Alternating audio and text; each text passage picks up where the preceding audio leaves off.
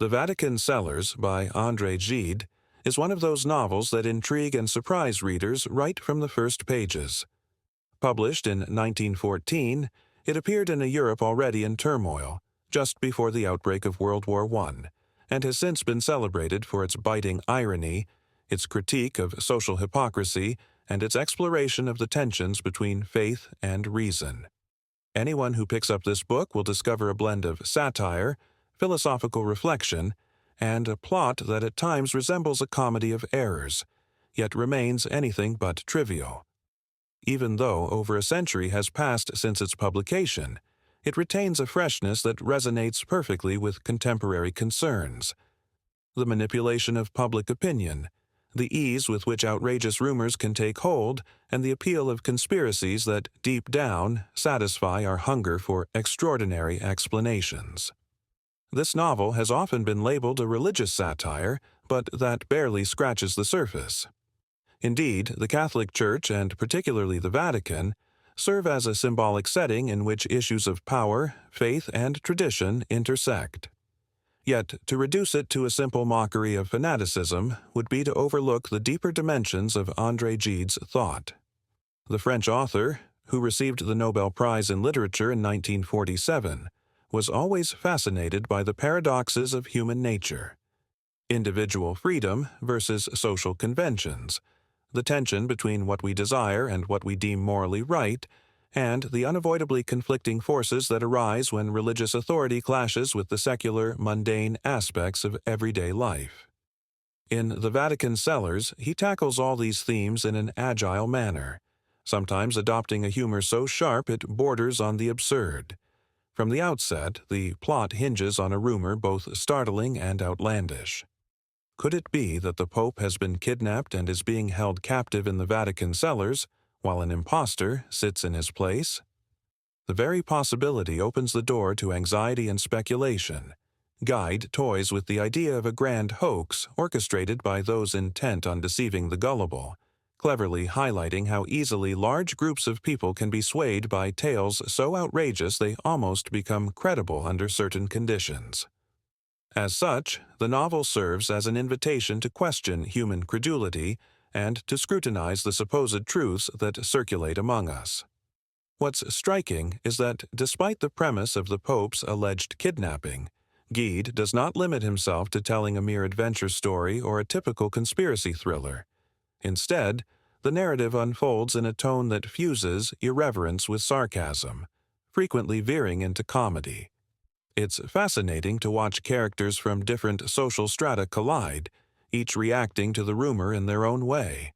There are those who cling unwaveringly to faith, horrified at any hint of sacrilege against the Church. Others who get caught up in the thrill and see in this predicament an opportunity for personal gain, and still others who remain firmly skeptical, mocking the alarmists around them. The novel switches among these various perspectives, giving rise to Gide's trademark irony and his skill for depicting the mental contortions people go through when confronted by a scenario that threatens to upend everything they know. One character many readers remember long after finishing the book is Lafcadio Wluiki, a young man of ambiguous origins and an enigmatic aura, who represents an especially intriguing vision of personal freedom taken to its ultimate extremes. In much of Gide's work, a major theme is the moral burden implicit in being truly free. Lafcadio seems bent on showing that such freedom can verge on amorality, particularly when one rejects not only religious rules but social and conventional codes that define right and wrong. Gide doesn't reduce him to a mere villain, however. Instead, he portrays Lafcadio as someone with boundless curiosity, a will to shatter norms, and the capacity to commit unsettling acts that baffle the reader. This complexity stands at the heart of the novel's originality. Set against striking figures like Lafcadio, we find more conventional, bourgeois characters who feel torn between disbelief and horror at the prospect of something as scandalous as the Pope being replaced. One such figure, Julius de Béraulles, acts as a counterpoint. Coming from a wealthy family with a more rational outlook, he may still find himself susceptible to naivete or to the intrigue that gathers steam around him. It's noteworthy that Gide refrains from drawing a sharp line between heroes and villains. His characters occupy a morally nuanced field, where each can be led astray by his or her limited grasp of the unfolding events. As a result, readers themselves are compelled to reconsider their own strongly held beliefs, wondering just how susceptible we all might be to manipulation. Another key character is Protos, ostensibly the architect of the rumor. Each time he steps onto the stage, Gide examines the arts of manipulation and the cunning required to stoke chaos. Yet Protos is far from being a mere charlatan. His talent for convincing people, for spreading doubt, for ensnaring the unwary, makes him a driving force behind the narrative, prodding other characters closer to a realm of pervasive uncertainty. Gradually, it becomes evident that Protos's influence depends not only on his guile, but also on a widespread inclination to believe in clandestine plots or incredible stories, particularly when such notions impart a sense of meaning or confirm people's doubts about those in power. This interplay between the slyness of tricksters and the willingness of the masses to be tricked gives the novel a satirical edge that, viewed from the perspective of the present, feels remarkably contemporary. Consider how rumors, conspiracy theories, and fake news proliferate nowadays, and you'll see that Gide zeroed in on a particularly sensitive nerve in the collective psyche of his own era.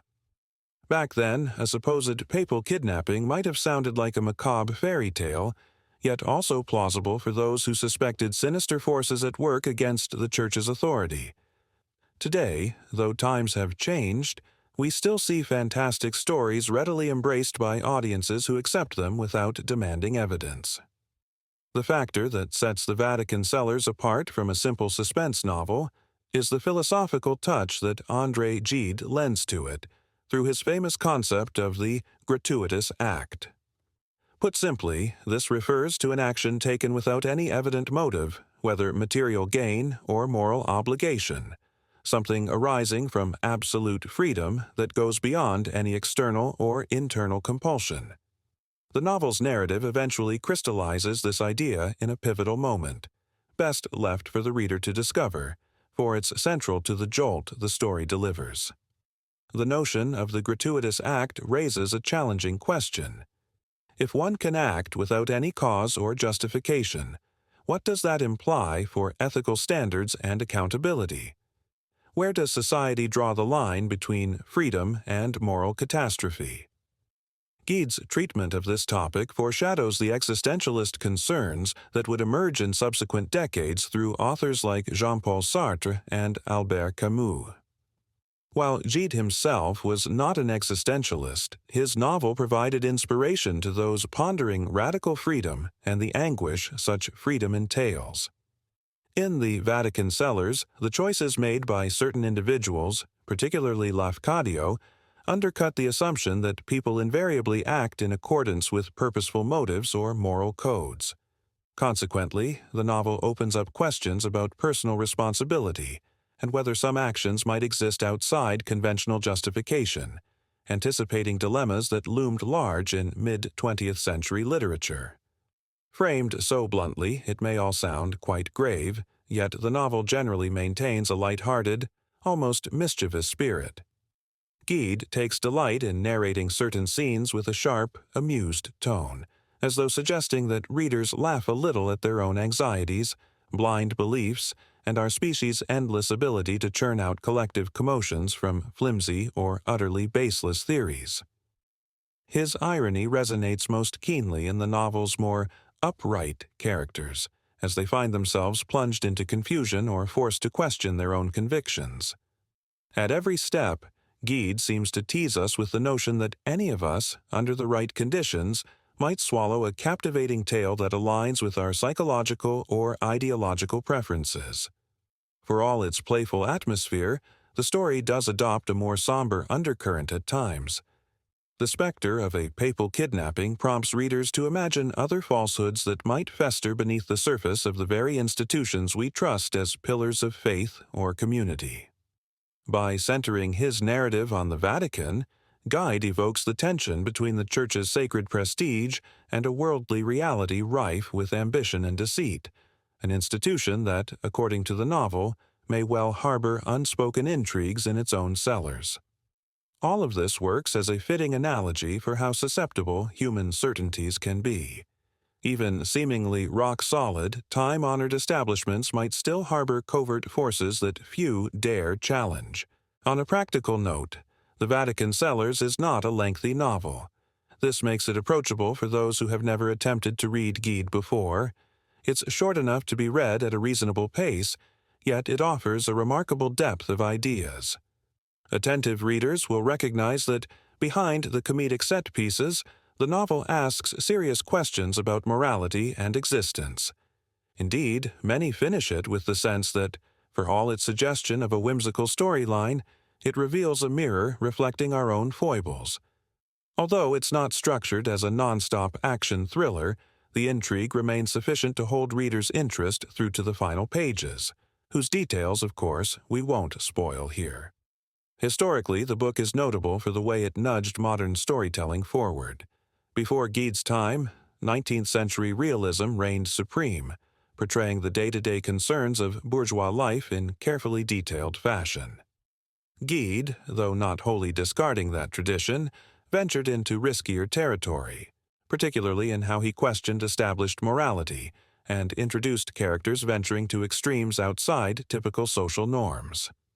This pointed toward the more introspective, existential novels that would emerge later in the century, spinning out from that pivotal question, why do we act as we do?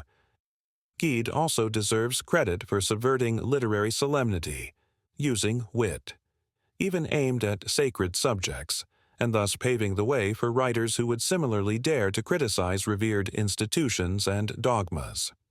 For readers fond of social critique, the novel is a delight. It exposes prejudices, gullibility, opportunism, and the latent cruelty that can erupt if a group believes it faces a grave danger. At the same time, it spotlights the innocence of devoted believers who are willing to embrace even the wildest hearsay if it resonates with their worldview. The portrait it paints of bourgeois culture, alongside other societal layers, invites us to laugh at its pride and affectations, and wonder if we ourselves mirror those same flaws.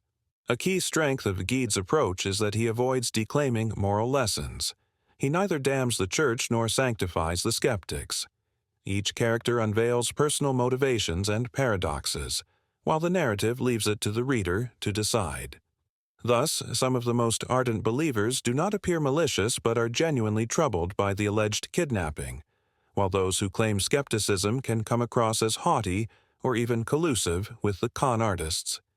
In this sense, the novel refuses to present an oversimplified caricature in which religion is the sole target of ridicule. Rather, it offers a kind of panoramic commentary that pokes fun equally at overly credulous and overly cynical standpoints. Either one, Gide suggests, can tumble into absurdity. Furthermore, the language itself merits attention. Although the novel was written in the early 20th century, Gide's prose is nimble and engaging. He interweaves lively dialogue with occasional reflections in the narrator's voice, while also flirting now and then with the fourth wall, addressing the reader directly or calling attention to the artificial, theatrical character of the situation at hand. Consequently, the story never lapses into stiffness. Instead, it reads like someone telling a clever anecdote over coffee, mixing humor, personal confessions, and a mild dose of suspense. Those who seek to read the novel in its original French will find Gide's familiar lexical richness and stylistic poise, although most Spanish and English translations do a commendable job preserving its spirit and musicality. Beyond its historical role and its influence on existentialist thought, the fundamental reason to pick up the Vatican Cellars remains the pure pleasure of the reading experience. Gide's book both entertains and provokes, amuses and stirs. The notion of a papal kidnapping may be outlandish, but Gide's telling is so incisive that one almost starts to believe it could happen, and that plausibility stems less from the event itself than from his depiction of how eager people can be to believe in mysterious plots and imminent disasters. Ultimately, whether the Pope is truly kidnapped feels secondary to our willingness, possibly our need, to buy into the story in the first place. In short, the Vatican Cellars is a short but intense work, brimming with unforgettable characters and scenes that meander between comedic farce and genuine unease. It offers a satirical snapshot of its own historical moment, and, by extension, ours, and plunges into the questions that preoccupy every age: faith and skepticism, the sacred and the mundane, deception and naivety. Gide's keen insight and fluid style deconstruct credulity and hypocrisy, devotion and cynicism, our craving to believe, and the knack for exploiting that craving. Yet he does so without moral prescriptions, leaving it up to each reader to determine the real import behind the potential kidnapping scheme and the ramifications for their own convictions. Perhaps the best way to describe this novel is to call it an invitation to question and even laugh at ourselves, to doubt what we're told, especially if it aligns too well with our biases, and to consider the significance of genuine freedom once we've broken away from traditional morality and conventions. When readers reach the final page, they'll be struck by how pointedly these concerns resonate with modern times, where rumors and conspiracies flourish. In many respects, Gide foresaw our susceptibility to both sow and nurture the seeds of mistrust if, on some unspoken level, it reassures us that evil has taken root in lofty places. All in all, delving into this novel means grappling with a tapestry of paradoxes, characters driven by tangled motives, and a sense of curiosity that stretches beyond fleeting rumors or bizarre plot points. The Vatican Cellars provides a reading experience that is simultaneously enjoyable and provocative, ideal for those seeking a classic whose century-old spirit nonetheless speaks to the dilemmas of our era. By weaving satire and a portrayal of human vulnerability, it remains solidly pertinent. It's a work that sparks laughter, prompts introspection, and, above all, encourages a critical stance toward the absolute truths we're so often handed. Upon finishing it, readers might find themselves less concerned with whether the Pope was indeed kidnapped than with the deeper intellectual journey Gide fosters, reminding us that in literature and in life, few things are as straightforward as they seem. Anyone who immerses themselves in these pages is unlikely to forget the experience of wandering through a realm where farce and the quest for transcendence intersect, and where the boundary between the real and the imagined can be as shadowy as the very cellars that lend the novel its name. Don't forget to subscribe to our channel and share this recommendation. Together, we form a community of readers united by the magic of reading and the adventure of discovering new stories. Thank you.